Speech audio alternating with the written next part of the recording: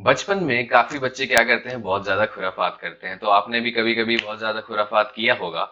और इस खुराफाती में हम क्या करते हैं, कभी कभी फिजिक्स के वो चीजें कर बैठते हैं जो हम हायर क्लासेस में पढ़ने वाले होते हैं। जैसे आज के लेक्चर में या फिर पिछले लेक्चर में मैंने जो पढ़ाया था, वो सब चीजें क्या है, हम अपने रोजमर्रा की लाइफ में देखते हैं और वो सब हम प्रैक्टिकली कभी कभी कर भी चुके होते हैं बचपन में। एक काम करते हैं, सबसे पहले हम क्या करते हैं, एक चम्मच लाते हैं। ठीक है, आप सभी एक चम्मच ले आओ और उसमें अपनी अपनी शक्ल देखो।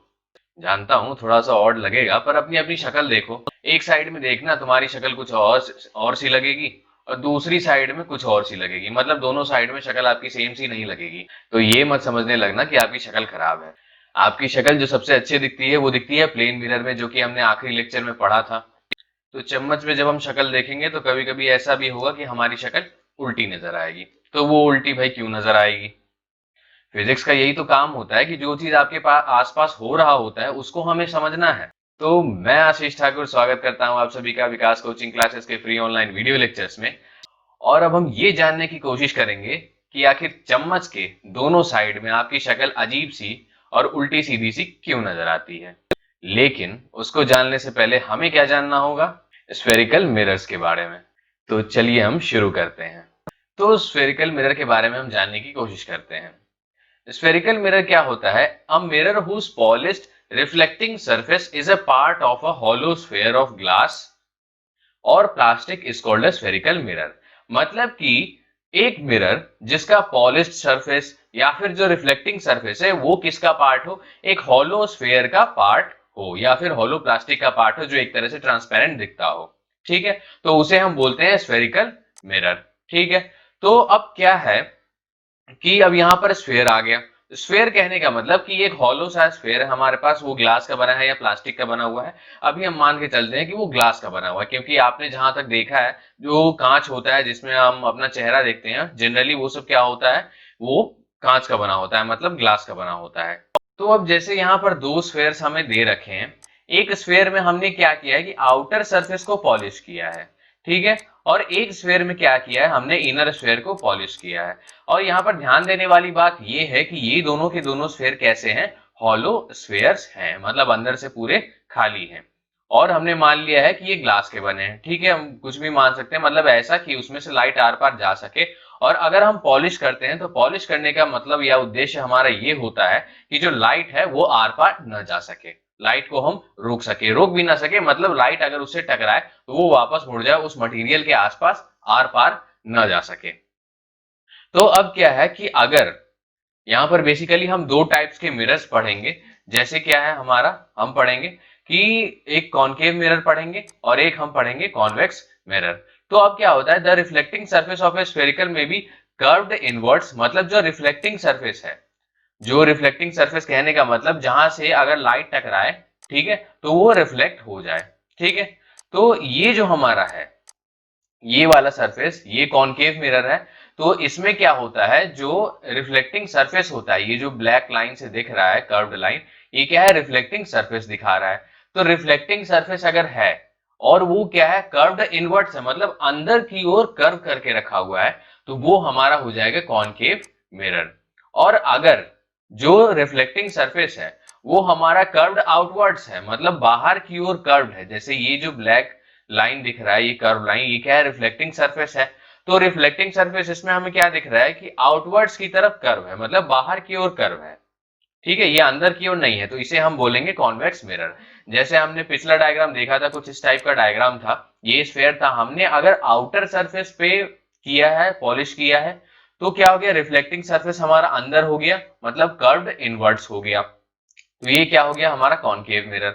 और अगर हमारा जो पॉलिश्ड सरफेस है वो क्या है, हमने अंदर है, हमने अंदर की ओर पॉलिश किया है, तो रिफ्लेक्टिंग सरफेस जो है वो क्या है, बाहर की ओर है। तो बाहर की ओर है, इसका मतलब वो कैसा है, कॉन्वेक्स मिरर है। तो कहने का मतलब, अरे spherical mirror whose reflecting surface is curved inwards, मतलब एक ऐसा स्फेरिकल मिरर जिसका जो रिफ्लेक्टिंग सरफेस है वो अंदर की ओर कर्व करके रखा हुआ है। ठीक है, तो और that is faces towards the centre of the sphere, मतलब जो रिफ्लेक्टिंग सरफेस है वो किस तरफ फेस कर रहा हो, सेंटर ऑफ द स्फीयर की तरफ फेस कर रहा हो। मतलब जैसे इसका जो रिफ्लेक्टिंग सरफेस है ये अंदर है और ये किसको फेस कर रहा है, सेंटर ऑफ द स्फीयर को फेस कर रहा है। तो ये हम क्या बोलेंगे, ये कैसा मिरर है, कॉनकेव मिरर है। अगर हम कॉन्वेक्स की बात करें तो क्या होता है, a spherical mirror whose reflecting surface is curved outwards, मतलब जिसका रिफ्लेक्टिंग सरफेस आउटवर्ड्स की तरफ है। जैसे हम इसमें देख रहे हैं रिफ्लेक्टिंग सरफेस कैसे है, बाहर है, मतलब लाइट कुछ इस तरह से आएगी और ये जो बाहर वाला सरफेस है इससे टकराएगी, तो ये कैसा मिरर हो जाएगा, हमारा कॉन्वेक्स मिरर। ठीक है, तो इसमें क्या होगा, जो पॉलिश्ड सरफेस है ना, जिधर हमने पॉलिश करके रखा हुआ है, वो फेस करेगा सेंटर ऑफ द स्फेयर को। तो यहां तक हमने समझ लिया कि कॉनकेव मिरर क्या होता है, कॉन्वेक्स मिरर क्या होता है। जनरली क्या होता है कि ये जो हमारा 3D स्फेयर है, ठीक है, इसको अगर हमने पॉलिश किया है, अगर आउटर सरफेस को पॉलिश किया है और यहां से हमने इसे कट कर लिया, इतने पोर्शन को हमने क्या किया, यहां से लेके यहां तक कट कर लिया और ये जो बाकी है इसको हटा दिया, लेकिन है तो ये किसी ओरिजिनल स्फेयर का ही पार्ट। तो ये जो स्फेयर का पार्ट हो गया, यही क्या, इसे ही हम बोलते हैं स्फेरिकल मिरर, क्योंकि ये एक स्फेयर से कट करके बनाया गया है, तो इसलिए हमने इसे कह दिया कि ये कैसा मिरर है, स्फेरिकल मिरर है। तो कॉनकेव और कॉन्वेक्स मिरर जो है वो क्या है, दोनों स्फेरिकल मिरर है, क्योंकि दोनों के दोनों क्या है, इसे एक स्फेयर से बनाए गए हैं। अब जैसे हमने बात की थी या फिर बचपन में प्रैक्टिकल करके देखा होगा, चम्मच में अपना चेहरा देखने की कोशिश की होगी, ठीक है, कि अब जैसे हम देखते हैं कि ये अगर हम चम्मच के आउटर साइड में, आउटर साइड मतलब जो उभरा हुआ हिस्सा होता है, अगर उसमें हम अपना चेहरा देखते हैं तो कुछ ऐसा दिखता है, सीधा सा दिखता है। और अगर हम चम्मच के अंदर वाले साइड में देखें, मतलब जिसमें हमारा खाना टिकता है, ठीक है, तो उसमें अगर हम अपना चेहरा देखें तो वो कैसा, उल्टा सा नजर आएगा। तो ऐसा क्यों नजर आता है? अब क्या होता है कि अब जैसे हमने चम्मच लिया, ये हमारा एक चम्मच है, ठीक है, तो अब मैंने क्या बताया था कि कॉनकेव मिरर वो मिरर होगा जिसमें क्या होगा, जो रिफ्लेक्टिंग सरफेस है वो अंदर की तरफ होगा, ठीक है। तो अब जैसे ये इस टाइप का कुछ कर्व है, ठीक है, ये इस टाइप का कुछ कर्व है, तो ये किस तरह का है, ये हम मान सकते हैं कैसा है, ये हमने मान लिया एक पूरा स्फेयर है। तो ये जो अंदर वाला सरफेस हमें दिख रहा है, ठीक है, वो किसको फेस कर रहा है, सेंटर को फेस कर रहा है। तो चम्मच का जो ये अंदर वाला हिस्सा है वो किस तरह से बिहेव करेगा, कॉनकेव मिरर की तरह बिहेव करेगा, ठीक है। तो कॉनकेव मिरर की प्रॉपर्टी जब हम आगे पढ़ेंगे तब हमें पता चलेगा कि उसमें इमेज फॉर्मेशन कैसे होता है, ठीक है। डिस्टेंस पे भी डिपेंड करता है कि कितनी दूर हमारा ऑब्जेक्ट है तो इमेज हमारा कैसा बनेगा, ठीक है, वो सब भी हम पढ़ने वाले हैं। यहाँ पे हम स्फेरिकल मिरर्स के कुछ बेसिक्स पहले पढ़ने वाले हैं। तो अब जैसे हमने यहाँ पे देखा कि the surface of the spoon curve inwards can be approximated to concave mirror, मतलब जो इनवर्ड की तरफ ये जो सरफेस है इसको हमने क्या माना, ये क्या है, कॉनकेव मिरर की तरह बिहेव करेगा। और जो आउटर सरफेस है, जो आउटर रिफ्लेक्टिंग सरफेस है, इसको हमने माना ये कॉन्वेक्स मिरर की तरह बिहेव करेगा। तो जब हम इन दोनों की प्रॉपर्टीज पढ़ेंगे तब हमें अच्छे से पता चल जाएगा कि हम जब चम्मच में अपनी शक्ल देखते हैं, मतलब अपना चेहरा देखते हैं, तो हमें ऐसा क्यों नजर आता है। अब हम यहाँ पर शुरू करते हैं कुछ बेसिक इंपॉर्टेंट टर्म्स जो हमें स्फेरिकल मिरर्स में यूज होंगे, और ये हमें बिल्कुल याद रखने हैं कि आखिर ऐसा क्या होता है। वैसे तो न्यूमेरिकल्स बनाने में ये याद हो जाएंगे, लेकिन इनको ध्यान में रखना है कि आखिर ये होते क्या है, इनको हम क्या बोलते हैं। तो पहला क्या है हमारा, पहला है हमारा सेंटर ऑफ कर्वेचर, ठीक है। तो centre of curvature is the centre of the sphere. तो सेंटर ऑफ कर्वेचर क्या होता है, basically the centre of the sphere, ठीक है। जिस स्फीयर से उस मिरर को हमने काटा है या फिर बनाया है, उस स्फीयर का जो सेंटर होता है उसे ही हम बोलते हैं सेंटर ऑफ कर्वेचर, ठीक है। तो उसको हम किससे डिनोट करते हैं, लेटर सी से डिनोट करते हैं। तो यहाँ पे जो सी लिखा हुआ है इसका मतलब है ये क्या है, सेंटर ऑफ कर्वेचर है। अब फिर से यहाँ पे ये कॉनकेव मिरर है, ये कॉन्वेक्स मिरर है, वो कैसे, अब ये जो इनर सरफेस है ये क्या है, रिफ्लेक्टिंग सरफेस है, और ये जो आउटर सरफेस है वो क्या है, पॉलिश्ड सरफेस है। या तो हम उसे शेड करके दिखाते हैं या फिर डैश्ड लाइन करके दिखाते हैं। तो ये जो आउटर सरफेस है ये पॉलिश्ड सरफेस है, और ये जो इनर सरफेस है वो हमारा क्या है, रिफ्लेक्टिंग सरफेस है। तो ये किसका पार्ट है, ये किसी एक स्फेयर का पार्ट है जिसको हमने कंप्लीट किया है डॉटेड लाइन से। तो इसका जो सेंटर हो गया ये हो गया centre of curvature of concave mirror. Similarly इस तरह से कॉन्वेक्स मिरर का सेंटर ऑफ कर्वेचर ऐसा हो गया। अब आगे हम आते हैं रेडियस ऑफ कर्वेचर क्या होता है।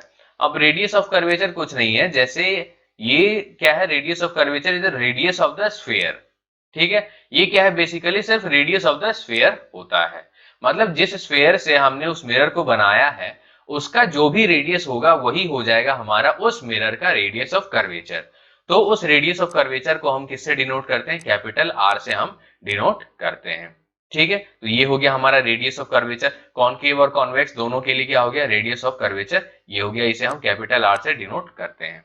अब आगे हम आते हैं लीनियर अपर्चर क्या होता है। बेसिकली लीनियर अपर्चर या फिर इसे हम सीधा अपर्चर भी बोल सकते हैं कि अपर्चर होता क्या है। अब अगर हमने मान लिया कि जितना हमारा मिरर है, मान लिया कि ये एक्स पॉइंट से लेके वाई पॉइंट तक क्या है, हमारा मिरर है, तो एक्स पॉइंट से वाई पॉइंट तक की डिस्टेंस जो है, यहां तक का डिस्टेंस किसके अलोंग, इस कर्वेचर के अलोंग, मतलब मिरर का जो पेरीफेरी होगा, मिरर का जो सरफेस होगा उसके अलोंग अगर हम चले तो एक्स और वाई के बीच का जो डिस्टेंस है, ठीक है, उसे ही हम बोलते हैं क्या है, हमारा लीनियर अपर्चर होता है। मतलब एक्स से वाई जो हम इस तरह से अगर हम चले तो जो होगा डिस्टेंस उसे हम बोलेंगे ये लीनियर अपर्चर होता है। सिमिलरली कॉन्वेक्स मिरर में भी यही होता है। तो कहने का मतलब एक्स वाई क्या है, ये हमारा अपर्चर है। अब आगे चलते हैं, आगे क्या है, हमारा पोल है। तो पोल क्या होता है, पोल होता है it is the mid point of the aperture. ठीक है, अगर हम ये जो मिरर है हमारे पास एक्स से वाई तक का क्या है, ये हमारा अपर्चर है, और इस अपर्चर का जो मिड पॉइंट होगा, ठीक है, तो वो जो पॉइंट होगा उसे हमने पी नाम दे दिया और इसी को हम बोलते हैं, ये क्या होता है, pole of the spherical mirror. ठीक है, तो जो भी रिस्पेक्टिव स्फेरिकल मिरर होगा या कॉनकेव होगा या फिर कॉन्वेक्स होगा, तो उसका जो अपर्चर होगा, उसका जो मिड पॉइंट हो जाएगा अपर्चर का, उसे हम पोल बोलते हैं और उसे हम कैपिटल पी से डिनोट करते हैं। ठीक है, तो अब अगर मिड पॉइंट होगा तो हम क्या कह सकते हैं, एक्स से लेके पी तक का जो डिस्टेंस है वो क्या हो जाएगा, इज इक्वल टू पी से लेके वाई तक का डिस्टेंस, मतलब X P is equal to P Y, distance measured along the mirror surface. ठीक है, अब हम आगे बढ़ते हैं, आगे हमारा क्या है, प्रिंसिपल एक्सिस है। तो प्रिंसिपल एक्सिस हमारा क्या होता है, it is a straight line. Principal axis पहला क्या होता है, एक स्ट्रेट लाइन होता है, और ये क्या होता है, passing through the pole and the centre of curvature of the spherical mirror.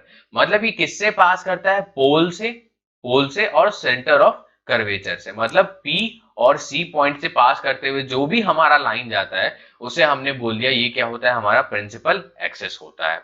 ठीक है, तो ये हो गया हमारा प्रिंसिपल एक्सिस कॉनकेव और कॉन्वेक्स मिरर के केस में।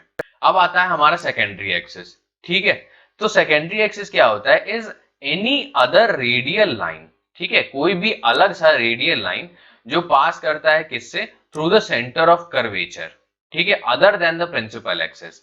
मतलब प्रिंसिपल एक्सिस जो हमने बनाया था, जो ये बनाया था पी और सी से पास कर रहा है, ठीक है, तो इस लाइन के अलावा अगर इसको हम थोड़ा सा टिल्ट कर दें, कुछ एंगल पर बना दें, तो जो भी ये लाइन होगा, जो इस स्फेयर का जो हम बोलते हैं radial line passing through the centre of curvature, या फिर हम कह सकते हैं डायमेट्रल लाइन, मतलब डायमीटर की तरह जो बिहेव करेगा इस स्फेयर का, तो वो line other than principal axis, मतलब प्रिंसिपल एक्सिस के अलावा अगर कोई ऐसा लाइन हो जो सेंटर से पास कर रहा है और वो डायमीटर की तरह बिहेव कर रहा है उस स्फेयर का, तो उसे हम बोलते हैं ये क्या है, हमारा सेकेंडरी एक्सिस है। अब हम आगे चलते हैं, हमारा नॉर्मल क्या होता है। तो नॉर्मल क्या होता है, a normal at any point of the spherical mirror is a straight line. तो पहला क्या है, ये तो स्ट्रेट लाइन क्या होता है, obtained by joining that point with the centre of mirror. ठीक है, कहने का मतलब हमारा ये है कि अगर स्फेरिकल मिरर के किसी पॉइंट पे हमें नॉर्मल ड्रॉ करना है, अगर हमें पता करना है कि नॉर्मल क्या होता है, तो स्फेरिकल मिरर पे हमने क्या किया, कोई सा भी एक पॉइंट लिया ए, यहाँ पे हमें नॉर्मल बनाना है, तो हमने क्या किया, वहां से एक लाइन ड्रॉ कर दिया, डॉटेड लाइन सी तक के लिए। तो ये जो लाइन ए सी हमारा हो जाएगा, यही हो जाएगा हमारा नॉर्मल। मतलब the normal at point A on the mirror is the line A C obtained by joining A to the centre of curvature. ठीक है, मतलब अगर कोई सा भी पॉइंट है मिरर के ऊपर, उस पर हमें नॉर्मल बनाना है, तो हम क्या करेंगे, उस पॉइंट को हम सेंटर ऑफ कर्वेचर से, मतलब सी से हम क्या कर देंगे, उसको ज्वाइन कर देंगे, तो क्या हो जाएगा, वो हमारा निकल जाएगा नॉर्मल।